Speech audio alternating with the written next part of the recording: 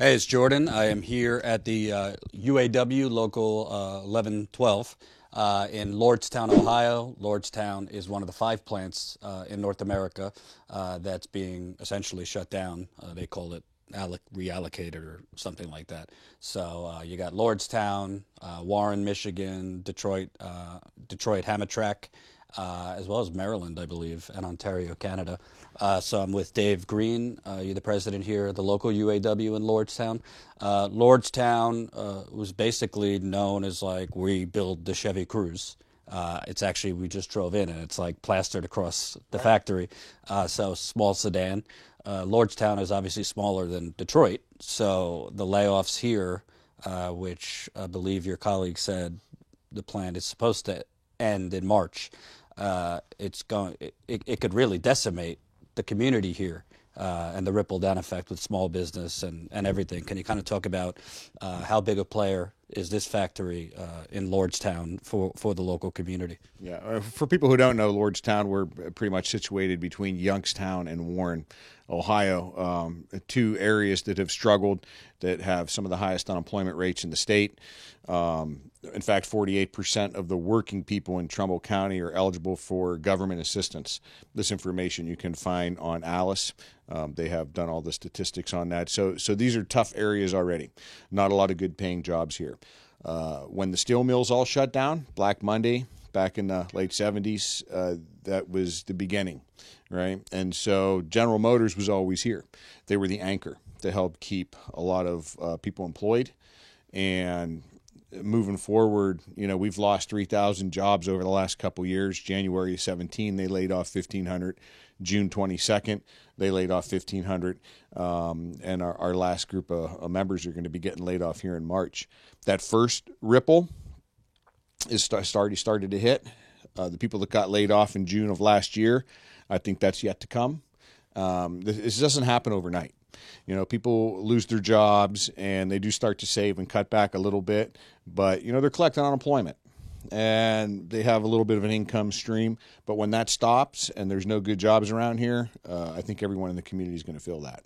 And it's also not just the losing of jobs, but this has been kind of systematic. So the folks in Detroit and Warren, we're talking about the influx of temporary workers over the last years in GM factories. And some of the workers we spoke of, we're talking about, they have temps working kind of full-time hours, not full benefits, sometimes no benefits at all, and that creates kind of an animosity with the full-time workers and the temps. There's different tiers of workers, so it seems like General Motors over the last few years, even after the bailout, a lot of profit they've made $514 million in Trump's tax giveaway there.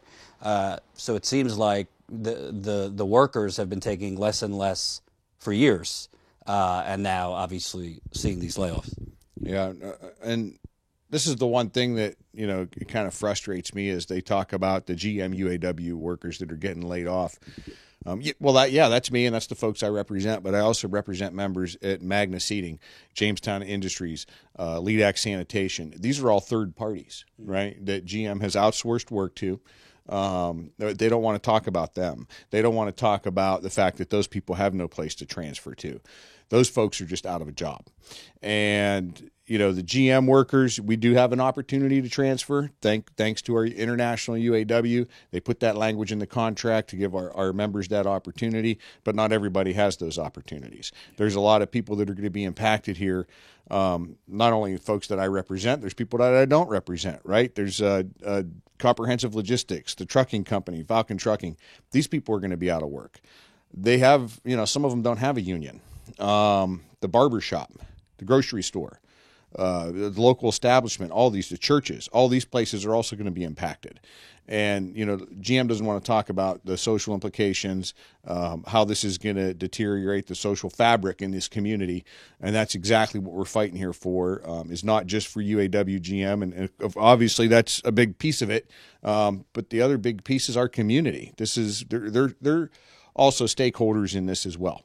When GM comes and builds a plant in any community, all these businesses are stakeholders that build up around it to support. So when they pull out, all those businesses, all those other stakeholders are the ones, including the workers, that are left out to dry. And, I think people hear transfers and are like, all right, well, yeah, they're getting laid off, but at least they get transferred to a new job. But we were talking before I came. I mean, it's not like a pleasant thing. I'm sure you could explain, but you have people in some cases with like a week to decide if they want to go to Texas or Indiana or other states. You have people scrambling during Christmas. I mean, I'll let you tell it, but talk about some of the workers you represent who have had to transfer. What's that doing to their families, to them, just the logistics of it? Yeah, and it's just different for everybody. A decade ago, when other plants were closing and we were launching our Chevy Cruze here, people came from 26 different facilities to work in Lordstown. Some people have been trying to get back home. And so for some folks transferring back to their former communities, this is actually a good thing. But the majority of people are struggling. They don't know what to do. And if they leave, they're leaving usually family behind. We've got a lot of people who are leaving their wife and their kids here and they're going to work, or their husband and kids, right? Whatever it is, they can't, the whole family can't leave right now. So they're making 2 mortgage payments. They're trying to get through this. They don't want to stay. They're nervous. Understandably. I mean, we're trying to play, it's like playing poker and you can't look at your cards. How are you supposed to bet when you don't know what you have? And so people are making gambles on their future based on information that they just don't have. They're not sure if a product is going to come here. They're not sure if it's not going to come here, right? So instead of waking up every day worrying about what's tomorrow going to bring, some people just sign up and leave. Other people are staying. They said, you know what? They're not going to be forced around the country.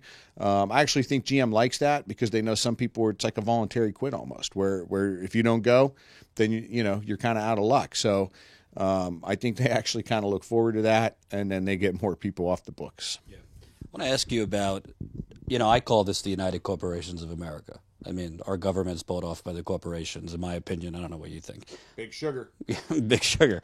So, I mean, the bottom line is this. And I'll tell you the truth. I won't blow up his spot, but I have a family member that works in finance. We had a fight coming here because he thinks General Motors is dandy and, companies have to be agile and all this. I read General Motors' press release and all this stuff, and they claim, well, people aren't buying sedans anymore and yada, yada, yada, and we want to do this now while the economy is revving. They said, I don't know what economy they're looking at because I don't see it revving most places I go. Anyway, long story short, is that true? Because I drive, the highway and stuff is not all SUVs. And frankly, from some other folks, I mean, it's not like General Motors has even been marketing these cars, right, these Chevy Cruzes. So it's kind of like, isn't that a little self-sabotage? You're not even marketing the cars for years. So why would they be selling so much? Right. And it's like any, I think, big company like that, their marketing is what pushes consumers towards product. So yes, I've looked at some of the data, and it's true that more people are buying trucks and SUVs, but GM is pushing them there. If the incentives are on trucks and crossovers and not on small cars, people are going to buy trucks. And this is America. Everyone wants more for less in America, right?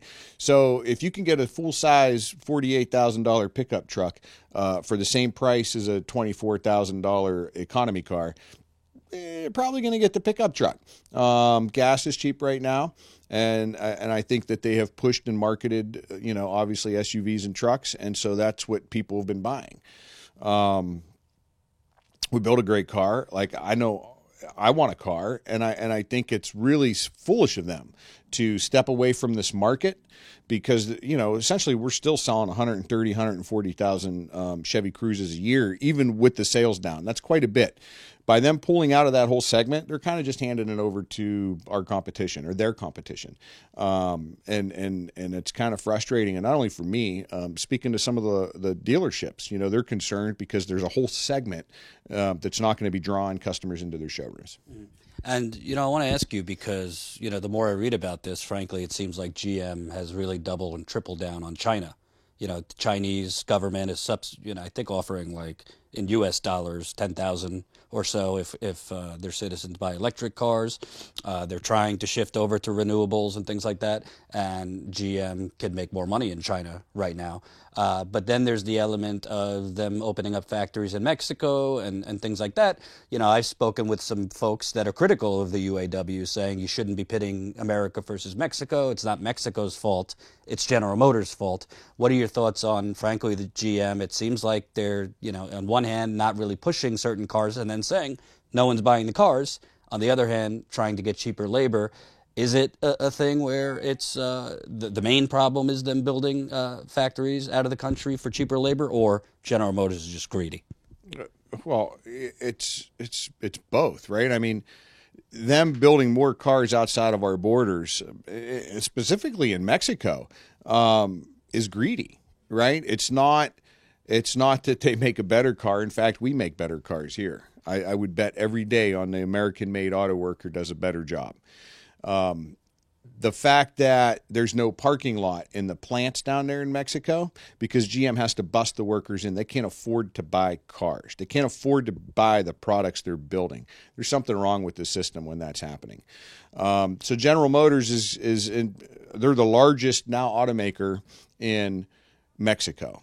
So if I'm an American citizen, UAW, I mean, I love the union, right? We've helped promote workers, human rights, a big part of the civil rights movement in the day. And that's the stuff I'm proud of, our history and our foundation. And we need to continue that.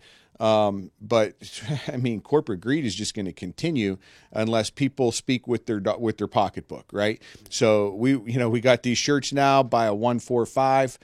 Keep America alive so we can thrive. Don't buy a 3. It supports corporate greed. We don't want people out there buying cars made in Mexico. I live in Ohio, okay? I would rather you buy a car made in Ohio than a Buick made in China. Now, let me ask you to press back a little bit because, frankly, there's a lot of criticism of unions, not just the UAW, but unions in general, from the left, saying, there's been corruption in unions. Frankly, UAW owns stock in General Motors, which a lot of people didn't know. They felt, oh, well, with all these layoffs, couldn't UAW bigwigs be profiting because they're shareholders? Not that you speak for UAW nationally. But I wanted to ask you, because it seems like there's a thought, particularly among a lot of workers, that they want to be in a labor union, but the UAW is frankly either conceded too much over years. There's been corruption problems at the top. What are your thoughts on the UAW's role? Has it conceded too much over the years, or was there basically a gun pointed at your collective head? Yeah, well, I'm proud of our international. I'm proud of the UAW and what they've done. As far as being shareholders, I don't believe they are. There's nobody else sitting on the board. They've sold a lot of that money. I would rather have the UAW responsible for my retiree health care than the company. Meaning having a board seat. That's where, well, they lost the board seat, but the fact is the company is going to only continue to try and take that shit away. The union is trying to protect that health care for our retirees. So I'm more confident in our union having that position. As far as corruption, I mean, there's corruption in churches too, but I still believe in God. It's everywhere I've been in my life. There's always bad apples, but you cannot go after an entire organization because of a bad apple. You got to cut that one out, throw it away, and try to grow some more. Like I said, it's in churches, athletic programs, everything I've ever been in my life. I guess the union, yeah, there's been some folks in there that probably aren't in it for the right reasons, but I think the majority of them are.